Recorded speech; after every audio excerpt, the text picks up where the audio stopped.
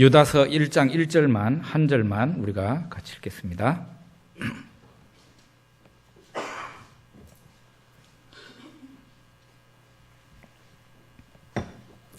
같이 읽겠습니다. 예수 그리스도의 종이요 야고보의 형제인 유다는 부르심을 받은 자 곧 하나님 아버지 안에서 사랑을 얻고 예수 그리스도를 위하여 지키심을 받은 자들에게 편지하노라. 아멘. 오늘은 한 구절만 딱 읽었습니다. 오늘은 현미경을 갖다 놓고 세포를 그리고 아주 미세한 분자를 우리가 들여다보듯이 오늘 그렇게 성경을 보려고 합니다. 유다서를 얼마나 오랫동안 설교할지 제가 잘 모르겠지만 좀 현미경적으로 그렇게 설교를 하려고 합니다.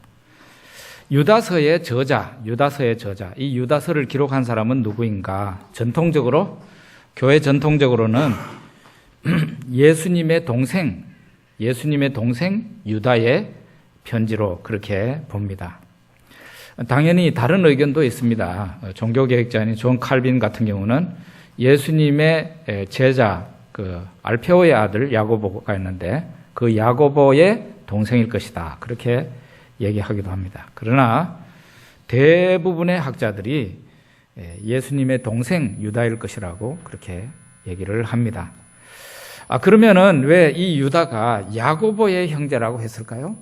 차라리 나는 예수님의 동생이다라고 얘기하면은 아주 권위가 먹어주고 이렇게 했을 텐데 그렇게 하지 않고 야고보의 형제라 그랬습니다. 여러분도 한번 생각해 보십시오. 왜 이렇게 했는지. 유다는 예수님을 어떻게 생각했을까요? 특별히 오늘 이 본문에 나타나기 전에 유다는 과거에 어떤 사람이었을까요? 이 얘기를 하기 전에 저는 당연히 전통적인 견해를 지지합니다. 예수님의 동생 중에 야고보도 있었고 야고보서 쓴 분 있죠. 그분도 예수님의 동생이고 이 유다서도 예수님의 동생 유다가 기록한 것이라고 봅니다. 이 사람은 처음에는 예수님을 잘 따르지 않는 사람이었어요. 이 사람의 얘기를 좀 하기 전에 먼저 그 당시 예수님 당시 일반적인 유대인들이 예수님에 대해서 어떻게 생각했는지 한번 생각해 봅시다. 유대인들은 예수님이 하시는 말씀이나 예수님이 행하는 그 기적을 보고는 예수님을 선지자라고 생각을 했어요. 선지자. 그래서 예수님이 나는 하나님께서 세상에 보낸 선지자다 이런 식으로 얘기를 했으면 예수님은 충분히 존경을 받았을 겁니다. 예수님을 반대하는 사람은 없었을 거예요.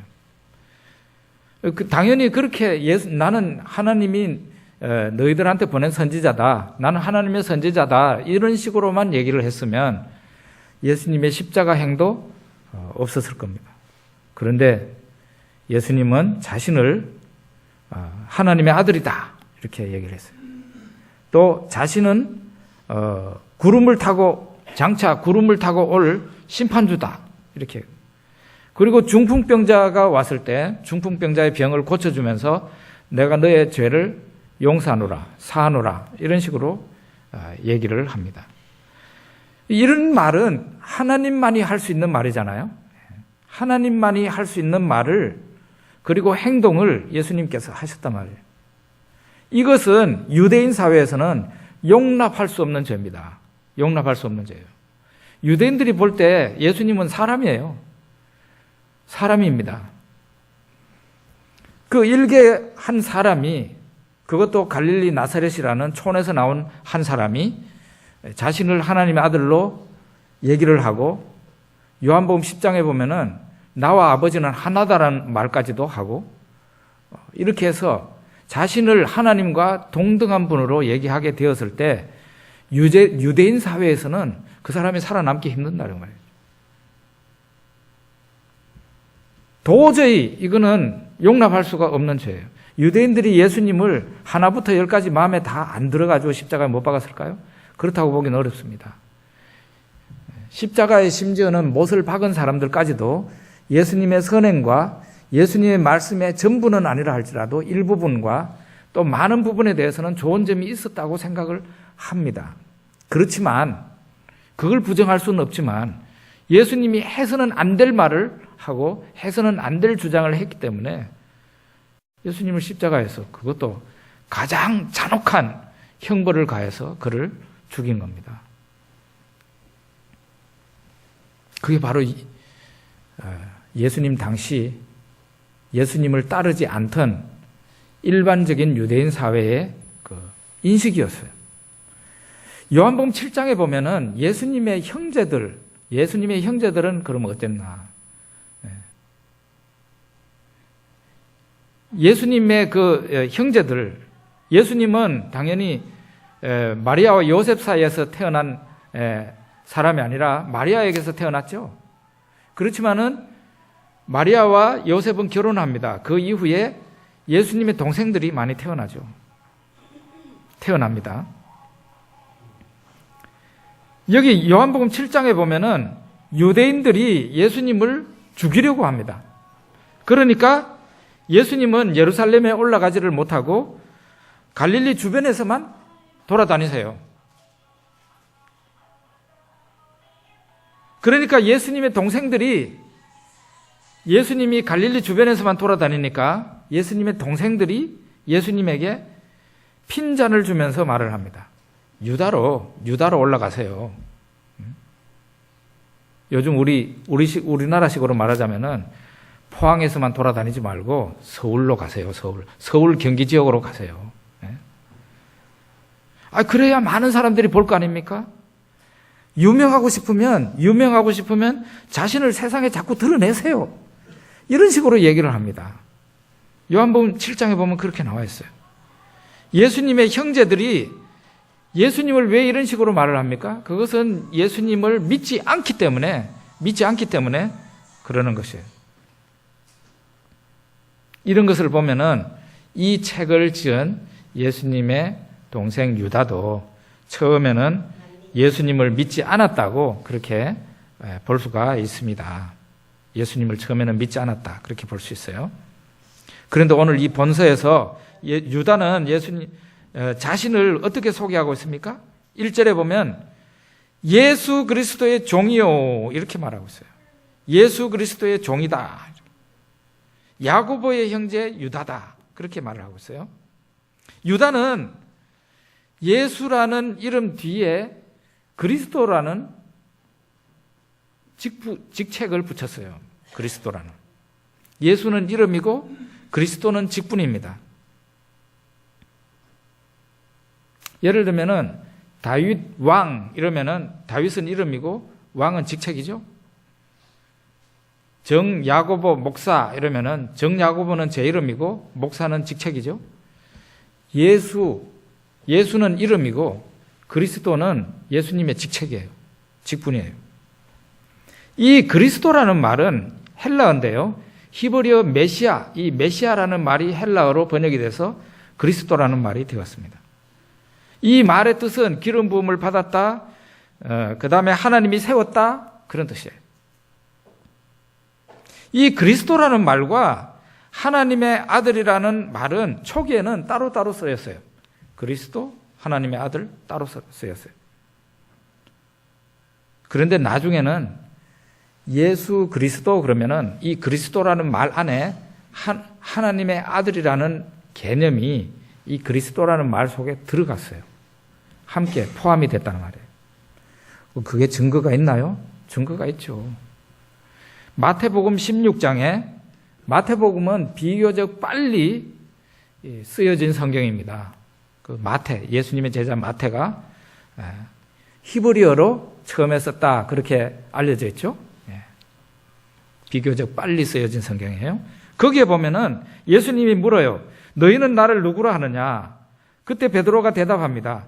주는 그리스도시요 살아계신 하나님의 아들이십니다. 이렇게. 아마도 이 말이 원형일 것이라고 저는 그렇게 생각하고 있습니다. 예수님이 처음에 말씀하셨을 때 베드로의 고백이 바로 이게 원형일 거라고 생각해요. 주는 그리스도시요 살아계신 하나님의 아들이십니다. 이렇게 고백을 합니다. 근데 마가복음, 마태복음은 이렇게 되어 있는데, 그리고 마태복음에는 그리스도라는 말이 앞에 있고 하나님의 아들이라는 말이 뒤에 있잖아요. 따로 쓰였단 말이에요. 근데 마가복음은 굉장히 후대에 쓰여졌습니다. 후대에. 적어도 20, 30년, 크게는 한 40년 이후에 쓰여졌다고 볼 수 있어요. 그 마가복음은 어떻게 얘기를 합니까? 너희는 나를 누구라 하느냐? 예수님이 물었더니 베드로가 대답하여 말을 합니다. 마가복음 8장 29절에 보면 주는 그리스도시니이다. 이렇게 얘기를 하고 있어요. 주는 그리스도시니이다. 마가복음에 와가지고는 당신은 그리스도이시며 살아계신 하나님의 아들입니다. 이런 식으로 말을 하잖아요. 마가복음에서는 당신은 그리스도십니다. 이렇게. 이런 것을 보게 되면은 그리스도라는 말이 하나님의 아들과 처음에는 달리 쓰이다가 이 그리스도라는 말 속에 후대에 오면서 시간이 흐르면서 하나님의 아들이라는 말이 그리스도라는 그 직책 안에 들어가게 된다는 거예요. 이처럼 그리스도라는 말은 아무한테나 붙일 수 없는 말이에요. 아무한테나 붙일 수 없는 직책이다. 하나님의 아들이라야 그리스도라는 호칭을 붙일 수가 있는 겁니다. 그런데 이 유다서의 저자인 유다는 예수님에게 그리스도라는 호칭을 붙였습니다. 예수 그리스도 이렇게 호칭을 붙이고 있는 거예요. 이것은 유다가 예수님을 하나님의 아들 그리스도로 인정하고 사람들한테 공포를 하는 거죠. 유다는 예수님을 바라보는 눈이 처음에는 부정적이었으나 나중에는 변화가 됐어요. 처음에는 자기 큰형 정도로 생각했는데 나중에는 예수는 그리스도다. 예수는 하나님의 아들 그리스도다. 이렇게 바뀌어지게 됐다는 거예요. 자, 그러면은 이 유다라는 사람이 언제부터 달라지게 되었을까요? 언제부터 변화가 되었을까요? 네. 그것은 언제부터 변화가 됐을까? 그것은 예수님의 부활 사건이었을 것이라고 밖에 말할 수밖에 없어요. 네.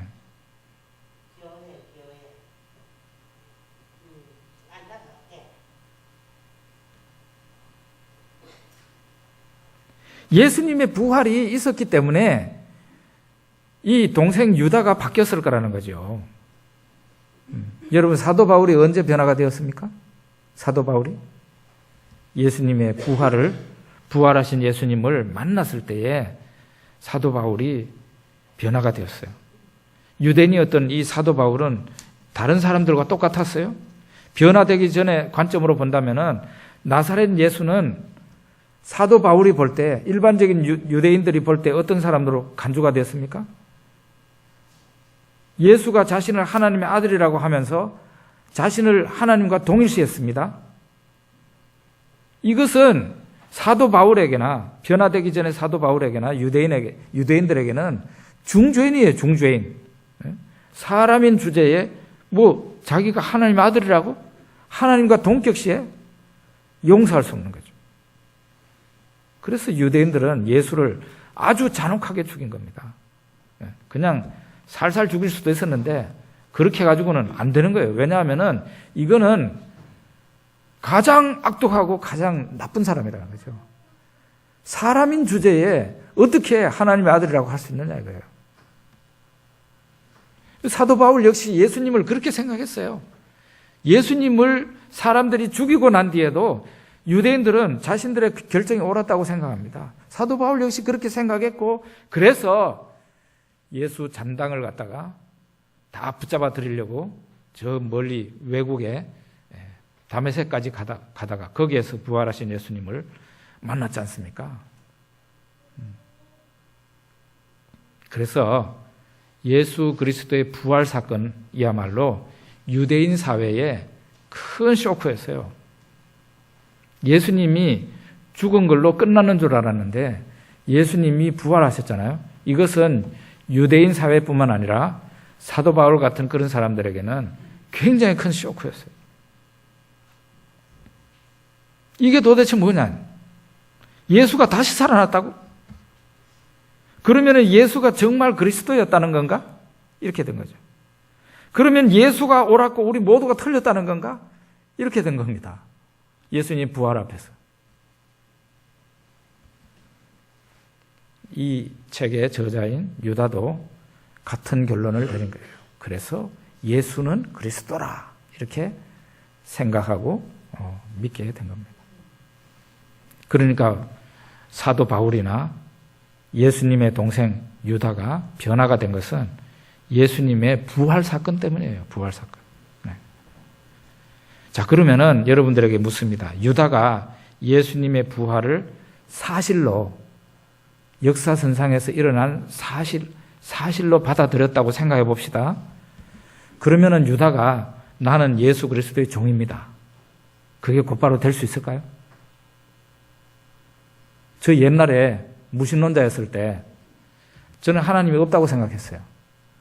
그러면서 예수 믿는 제 친구들한테 나는 하나님이 없다고 생각한다. 혹시 있다고 할지라도 내가 왜 하나님을 섬겨야 되냐? 그런 얘기를 했어요.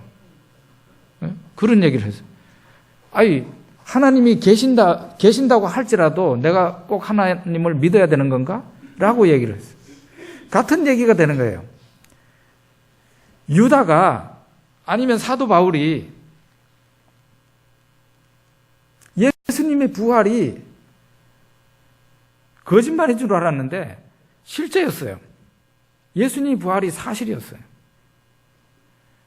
그러면 예수님의 부활이 사실이라고 할 때에 나는 예수님의 종입니다. 그게 가능합니까? 제 같은 사람한테는 그게 가능하지 않아요. 예수님이 부활하셨다는 것과 내가 그의 종이라는 것은 다른 문제예요. 무슨 얘기인가 하면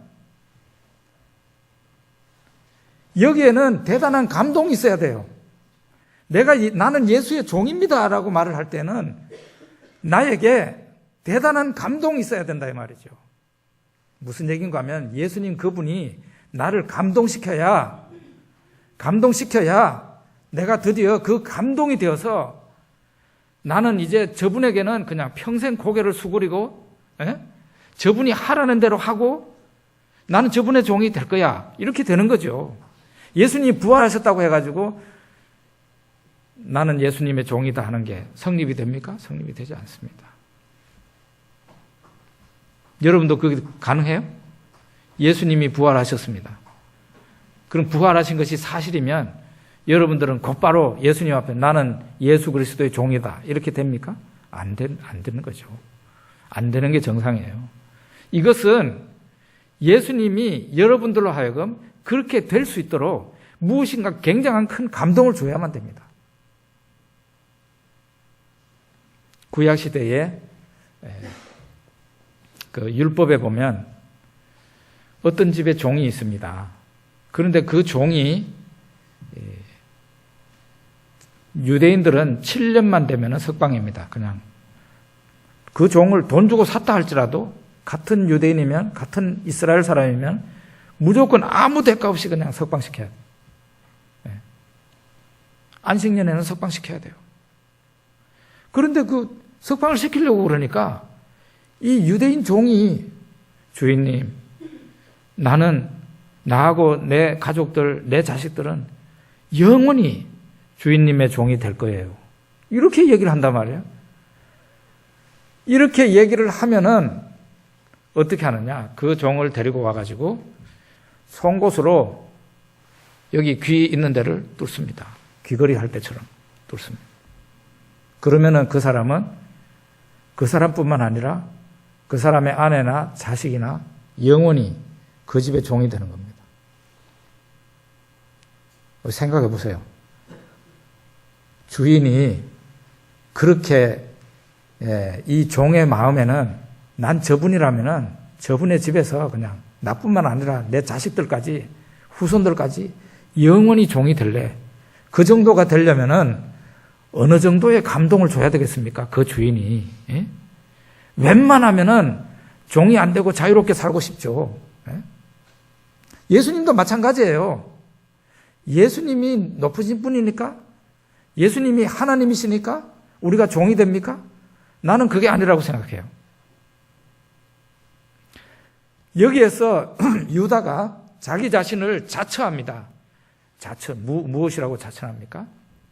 나는 예수 그리스도의 종이다. 이렇게 얘기합니다. 그것은 그가 그만큼 예수 그리스도로부터 감동을 받았다는 그런 얘기입니다. 여러분, 여기에서 이제 유다가 왜 나는 예수님의 동생이다 라고 말을 안 한 이유를 아시겠죠?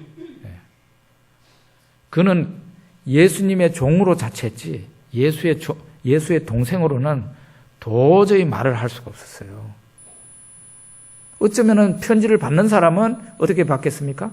예수님의 동생이라 그러면은 굉장히 그 권위가 먹어줄 거 아닙니까? 그런데 그는 그걸 하지 않고 야고보의 형제라는 식으로 이거를 달리 표현을 했어요.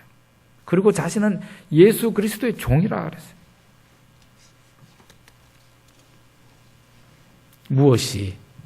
무엇이 이 유다로 하여금 예수 그리스도의 종이라고 자처하게 했겠습니까? 누구가 그 사람한테 너 예수의 종이 되어라 해가지고 된 겁니까? 그거 아니에요. 자기가 스스로 나는 예수 그리스도의 종입니다. 자처하게 만들고 그렇게 예수님을 따르게 되었어요. 무엇이 이 사람으로 하여금 예수님의 종이라고 자처하게 했을까? 예수님의 부활입니까? 저는 아니라고 생각합니다. 예수님의 부활만 가지고는 미흡해요. 예수님의 부활을 통해 예수님은 하나님의 아들이심이 증명이 됐어요. 하나님의 아들이시면은 우리가 그분의 종이 되어야지 하는 그런 생각이 드십니까? 그거하고는 다른 문제라는 거죠. 그러면 무엇일까? 이 사람에게 감동을 시킬 만한 대단한 사건이 있었는데 그것은 바로 예수 그리스도의 십자가라는 것입니다. 예수 그리스도의 십자가예요. 다시 한번 말씀드리면은 이 기록한 유다나 유대인들은 예수가 자기 자신을 하나님이라고 하니 예수를 잔혹하게 죽였어요. 그들은 예수를 그렇게 죽여놓고도 그것을 옳은 일이라고 생각했지 틀렸다고 생각하지 않았어요. 그런데 예수의 부활 사건이 일어났단 말이에요. 그 예수 그리스도의 부활은 당시 유대인 사회뿐만 아니라 예수의 형제인 이 유다에게도 큰 쇼크입니다. 예수님이 다시 살아났다. 그러면은 그가 하나님의 아들이었다는 건가? 그 말이 옳았다는 것인가? 그가 그리스도네? 이렇게 된 거죠. 그 다음에 무슨 질문이 따라 나오게 됩니까? 그러면 왜 그가 그렇게 처참한 죽음을 당해야 됐나? 이 얘기를 하지 않을 수가 없는 거죠. 왜 예수가 하나님의 아들이시고 그리스도시라면 왜 그가 십자가에서 죽어야만 했나? 그 질문이 꼬리에 꼬리를 물고 나올 수밖에 없어요. 왜 예수는 그 십자가를 충분히 물리칠 만한 능력도 있었을 텐데 그 십자가를 받아들였나? 왜 그 처참한 십자가를 지고 죽었나? 그 질문을 마침내 하게 된단 말이에요. 그러면서 유대인이라면, 성경 좀 안다고 하는 사람이라면 이사야 53장을 떠올리지 않을 수가 없죠. 예수님 당시에 유대인이라면 떠올리지 않을 수가 없어요. 이사야 54장은 굉장히 유명한 성경 구절이거든요. 우리의 전한 것을 누가 믿었느냐? 여호와의 팔이 누구에게 나타났느냐? 그는 주 앞에서 자라나기를 연한 순 같고 마른 땅에서 나온 뿌리 같아서 고운 모양도 없고 풍채도 없은즉 우리가 보기에 흠모할 만한 아름다운 것이 없도다. 그는 멸시를 받아 사람들에게 버림을 받았으며 간고를 많이 겪었으며 질고를 아는 자라. 마치 사람들이 그에게서 얼굴을 가리는 것 같이 멸시를 당하였고 우리도 그를 귀히 여기지 아니하였도다. 그는 실로 그는 실로 우리의 질고를 지고 우리의 슬픔을 당하였거늘 우리는 생각하기를 그는 징벌을 받아 하나님께 맞으며 고난을 당한다 하였노라. 그가 찔림은 우리의 허물 때문이요 그가 상함은 우리의 죄악 때문이라. 그가 징계를 받음으로 우리는 평화를 누리고 그가 채찍에 맞음으로 우리는 나음을 받았도다. 우리는 다 양 같아서 그릇 행하여 각기 제 길로 갔거늘 여호와께서는 우리 모두의 죄악을 그에게 담당시키셨도다. 이 말씀이에요.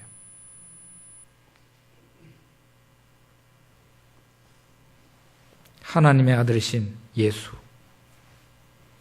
저 부활하신 예수는 왜 그토록 처참한 십자가형을 받아들였는가? 그의 죄 때문인가? 아니다는 거죠. 부활로 인해 가지고 그는 무죄한 자라는 게 증명이 됐잖아요. 하나님의 아들, 죄 없는 자라는 게 증명이 됐잖아요. 그러면 왜 십자가에서 그렇게 끔찍한 저주스러운 죽음을 당했나? 그것은 이사야 53장의 해답이다. 그는 우리의 죄를 대신하고 하나님 앞에 형벌을 받은 거라는 거죠. 유다는 그러면 죄인이 누구야? 예수님께서 어느 죄인의 죄를 담당하신 거야? 유다는 바로 나 이렇게 결론을 내린 겁니다. 바로 나다. 예수님이 하나님의 아들 예수님이 나의 죄를 대신 짊어지시고 십자가에서 그 참혹한 죽음을 받아들이셨구나. 이렇게 생각을 한 겁니다. 그러니까 예수 그리스도의 종이라는 말이 나오게 되는 거예요. 부활 가지고는 충분하지 않아요. 예수님이 부활하셨어요. 그렇다고 해서 모든 사람이 예수님의 종이 됩니까? 여기에는 감동이 필요하다는 거예요. 이 종으로 나서는 사람은 자원자입니다. 아무도 그냥 강제로 종이 되는 사람은 없어요. 지금 여기에 여러분들이 와 있는 것도 자원해서 와 있습니다. 교회의 목회자 이외에는 교회에서 돈 받는 사람이 없어요. 오히려 돈 들고 옵니다, 교회. 여러분 다 돈 들고 오셨죠? 무슨 이런 공동체가 다 있어요?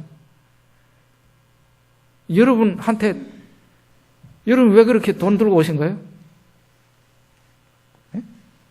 저나 이현희 목사님은 여기서 사례를 받아서 살아가는 사람이니까 그렇다고 칩시다. 근데 여러분들은 심지어 돈을 들고 여기를 왔단 말이에요. 자원하는 마음으로. 무엇이 여러분들로 하여금 그렇게 하게 만들었습니까?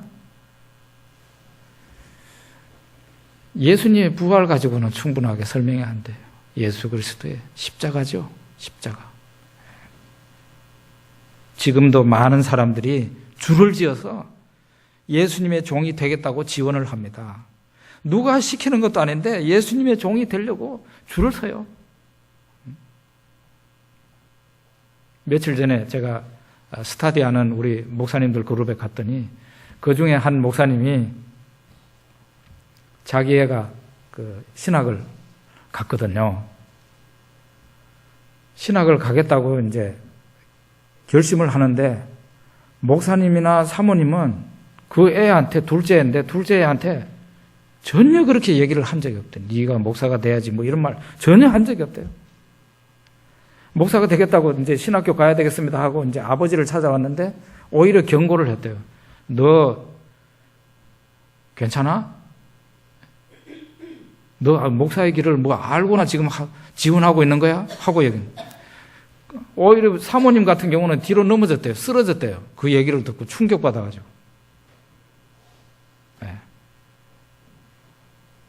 그런데 그 둘째 아들이 그것도 도시에서 잘 나가는 목사도 아니고 시골에서 험하게 목회하는 교회 몇 사람 데리고 목회하는 그 목사의 아들인데 고생길이 훤하고 자기가 본 아버지 어머니도 고생 많이 하는 걸 봤을 텐데 그럼 왜 예수의 종으로 자원하는 걸까요?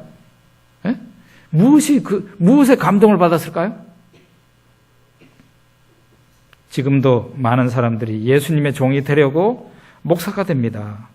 어떤 사람은 예수님의 종이 되려고 사업가가 되고, 어떤 사람들은 좀 희귀하지만 정치가가 되는 경우도 있습니다. 예수님의 종이 되려고. 어떤 사람은 예수님의 종이 되겠다고 열심히 공부를 하고 있습니다. 무엇이 그 많은 사람들로 하여금 예수님의 종이 되겠다고 줄을 서게 만드느냐 이 말이에요. 모두들 예수 그리스도의 십자가에 감동했기 때문입니다. 예수님의 그 십자가는 예수님의 헌신 사건이에요. 헌신. 당연히 예수님은 자기 자신을 하나님께 제물로 바쳤습니다. 동시에 예수님의 헌신은 바로 여러분과 저에게 예수님의 목숨을 바친 사건이에요. 목숨만 바쳤습니까? 십자가보다 더한 고통이 어디에 있습니까, 세상? 그 고통스러운 십자가의 고난의 잔을 여러분과 저를 위해서 다 마신 거죠. 자기 자신을 송두리째 여러분과 저에게 제물로 바쳤다 이 말이죠.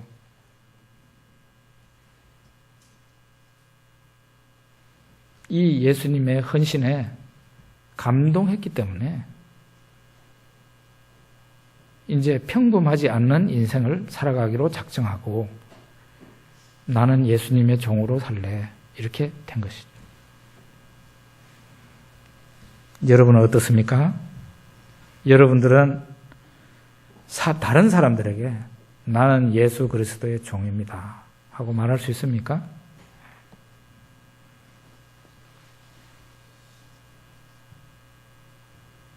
아직 그런 고백을 할 수 없다면 이거 굉장히 잔인한 질문인 것 같기도 하고 도전인 것 같기도 한데 설교 원고에 썼다가 제가 빼버렸어요. 잔인할 것 같아서. 여러분들에게 또 다른 감동이 필요합니까? 예수님 십자가 말고 또 다른 감동이 있어야 예수님의 종으로 나설 수 있습니까? 그건 아니죠. 우리 기도하겠습니다.